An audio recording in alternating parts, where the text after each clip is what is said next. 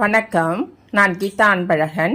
இந்த ஆணி மாத பிறப்பன்று, அதுவும் சனிக்கிழமையோடு நவமி திதியும் உத்திர நட்சத்திரமும் சேர்ந்து வருகின்ற நாளைய மாத பிறப்பில் நாம் பசுவிற்கு இந்த ஒரு பொருளை உணவாக கொடுத்தோம் என்றால் நம்மளுடைய கர்ம வினைகள் 7 ஜென்மத்து பாவம் தீர்ந்து பணவரவு பெருகும். அது என்ன தரணும் அப்படின்னா, முதல் நாள் இரவே பச்சை பயிறு என்று சொல்வார்கள். அந்த தோல் நீக்காத அந்த பச்சை பயிரை ஒரு 1/4 கிலோ இல்லை 100 கிராம் ஊற வைங்க.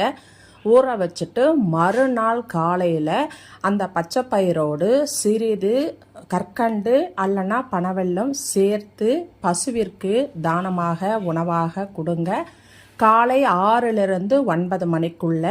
ஏன்னா 8:56 வரை தான் உத்திர நட்சத்திரம் இருக்குது. அந்த நட்சத்திரத்திற்குள்ள நாம் உணவாக இந்த பொருளை கொடுத்தோம் என்றால் நம்முடைய எல்லா விதமான